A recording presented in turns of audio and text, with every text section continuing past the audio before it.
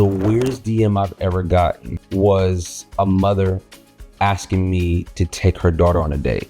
Like she sent me her daughter's number and asked me to take her daughter out. And I was like, that's very strange. Why would you do that? I suspect it was a daughter doing that.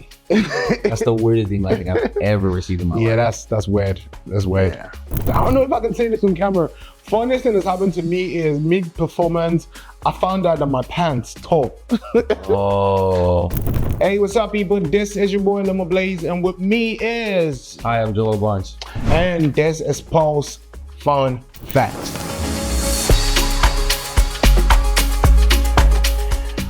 Should I start or are you gonna start? So the first question on my card today, in 2 words, describe Joel Barnes. 2 words is almost impossible. I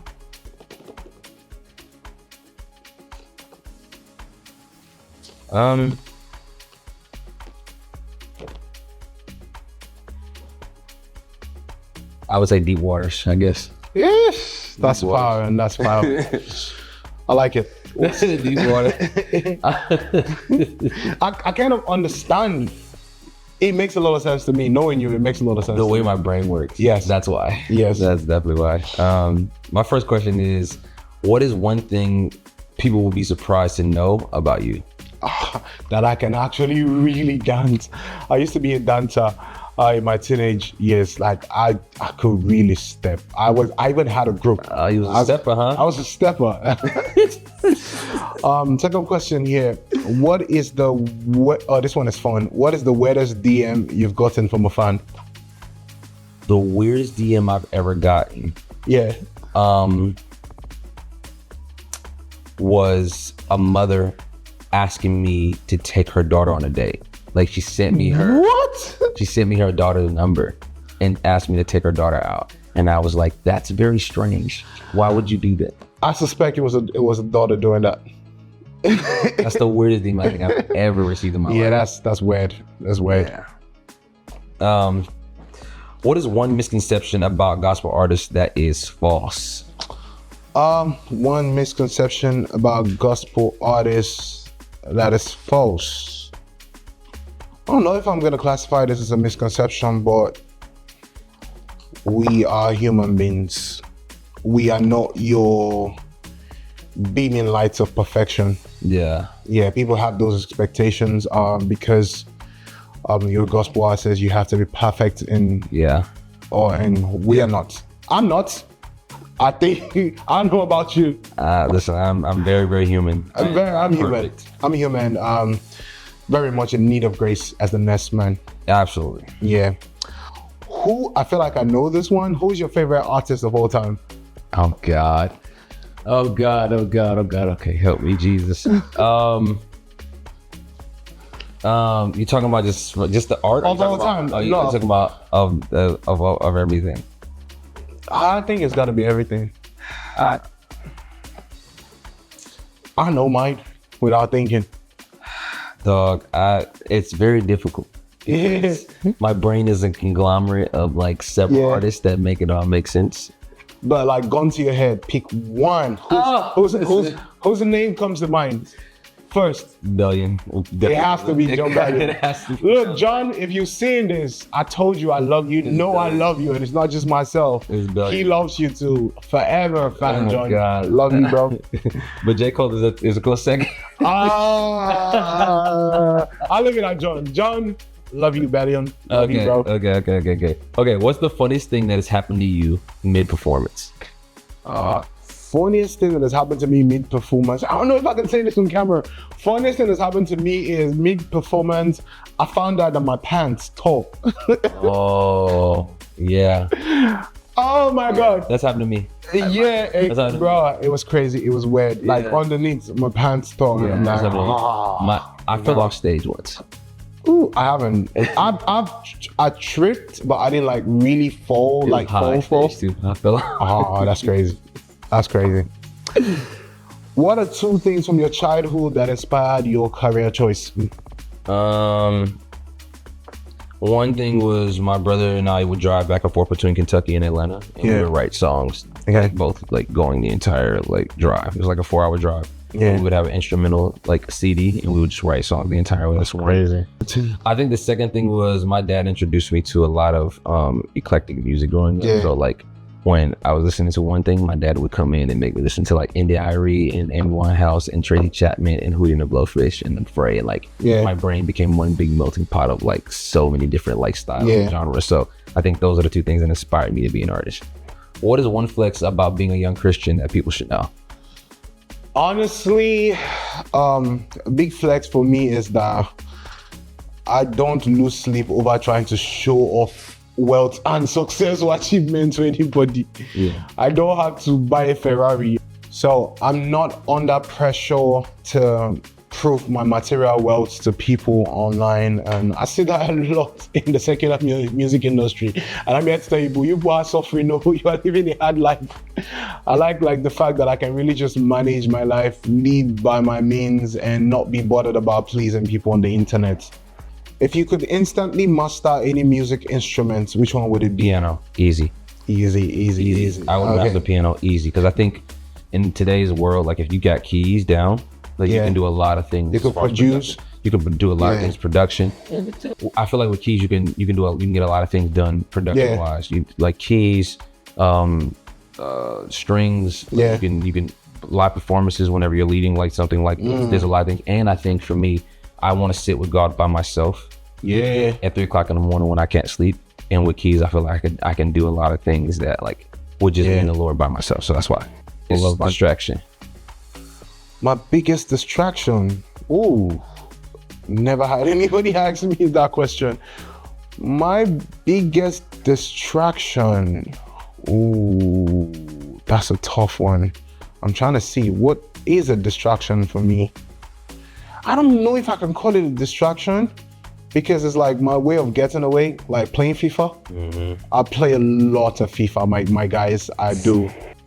People would think that video games are a distraction though. People think like they distract from like, I know there are people in my life that are like, you play video games too much. And I'm like, but it's the way I turn my like brain off for a second to kind of like recharge to like, So no, I get that. If I call it a distraction, it's a good one. It's a good one. It helps me just stay away from any other thing that puts pressure on my day-to-day life. So it's an escape for me. What are the 2 things you can't compromise on while choosing a life partner?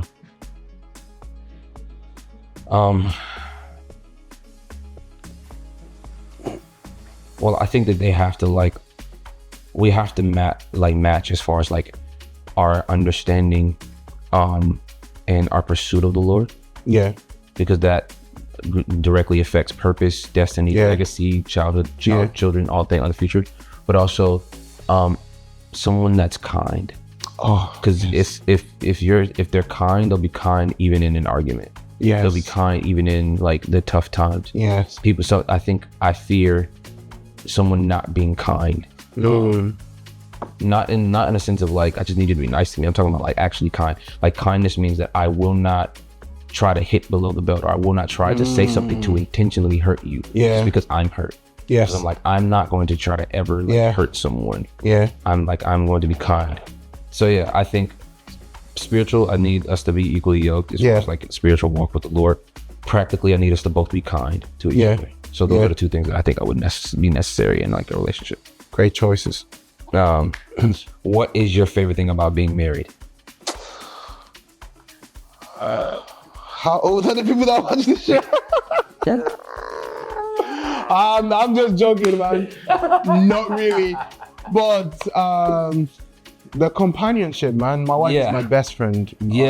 But my wife is my best friend, man. The companionship is the best part of it. Like I could go and have a crazy day, and I'm looking forward to coming home, because when I come home, I'm gonna be in the warm embrace of my wife, and it just feels like peace. It feels like home. If you were not a gospel artist, what other career paths would you have chosen? No, I think I'd still be doing music, but I think I would be like working with like Pixar and like Disney, and like I would do like music inside of like movies and film. I would act if I could. I would be an actor. Yep. Yeah, I think that would be like Yep. the thing that I'd be into. Sure. What is your favorite aspect of making music? Ooh. I think the writing process is my favorite part of it. The writing process for me, because whenever I'm done writing, I get this really surreal feeling when I play back. Like, I write a song and I play back for myself like 2 hours on replay, and just basking in the beauty of the creation that was made. I think that's my favorite part, just like writing. Yeah. Because like, while writing, I feel like I could make impossibilities possible. Yep. While writing. Yep. Same. Yeah. Same, Doc. What is the one thing you think makes your music unique? The same thing I tell everybody. Authenticity always has an audience. So I think what makes it unique is that I'm always going to be honest and authentic in it. Like, when you're getting a record from me, you're getting my honest thoughts about a concept or a construct or whatever. Like, I'm being very vulnerable in it, and I think that it's terrifying to release, but also like that's what makes it different, because like, I'm giving people the world through my lens. It might look different through somebody else's lens and all the things. It's like Pharrell said, like, everything that we do in music is borrowed. Like, we're just checking it out of the library of you know what I mean, of heaven or whatever, and then we express our like thoughts about it, and then we put the book back on the shelf for someone else to check out later. So like, you know, anyway, what do you think your music says to people? Ooh, the most recurring theme in my music is the love of Christ. So I want to believe when people hear my music, they are able to encounter the love of Christ or at deeper levels. And I think my music also just is able to bring an infectious joy, happiness, and just all around feel good feeling from it. So yeah, it's good. Where is the oddest place you've ever gotten inspiration for a song? I don't know if it's odd, but like, I'm really inspired when I'm driving. So like, behind the steering wheel, if I'm like in my car and I'm driving, like, I don't know if that's necessarily odd, but like, I'll sit and I'll be driving, and all of a sudden like something will spark, whatever. I think it's probably because the consistency of the road kind of like clears my head a little bit. I think that's, I don't know if it's odd, but No, that's not odd. That's why I get inspired. So that's not odd. What is your favorite moment so far on the Young and Chosen tour? Ooh, the concerts have been amazing, but I think my favorite moment was probably when we played football in Zambia. That was my favorite moment of the tour so far. Yeah, no, I can see that. I was terrible that game, by the way. I feel like we were all out of shape. That was why that game was terrible, but like horrible, but it was really fun. It was really fun to have to play football, like, cause like that was literally 1 year after my ACL tear. So to be able to play football again really felt good. Yeah. Last question. What is one cultural shock you've experienced in Africa? Please don't say what happened at the airport. Okay. Don't embarrass my entire country on this broadcast. If I'm honest, this is gonna be a very deep response. I think what I've noticed is that the same way that I feel like there are people that are in oppression on American soil, I think there's oppression a lot here. That is that I didn't know about, or I was unaware of until I stepped into the soil. I didn't know that there was a continent-wide oppression of meaning. There's a debt that has to be paid to people that don't live on the continent, and I didn't know that was a thing. That people were under. I guess you're talking about the French. Yeah. I didn't know that. You know what I'm saying? So I think I'm like, oh, that's interesting. Like, I was super shocked by that like information when I got it. And I was like, oh no, there's oppression of like people that look like me everywhere.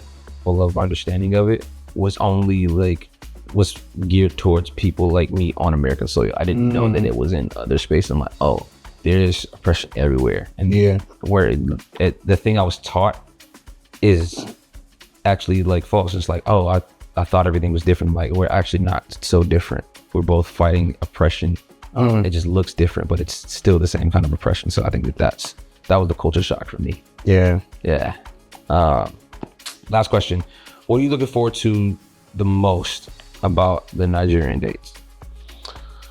I feel like when I'm in Nigeria singing, it's home. Because it's home, the energy is different, and so many moments being on stage in Nigeria for me it just feels like a cultural moment. It feels like every time I'm home, I feel like we are putting together something that would be referenced in 5-10 years from now. Yeah. So I'm always excited about that.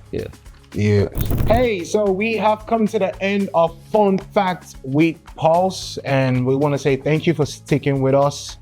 You got something to say to them? Man, I just want to say thank you for all the support, for all the love, for being consistent with us, and we hope you enjoyed this process. I mean, be on the lookout for more music. Yes, and the name is Joel Bands. Follow him. The name is Limoblaze. Follow me. Sure.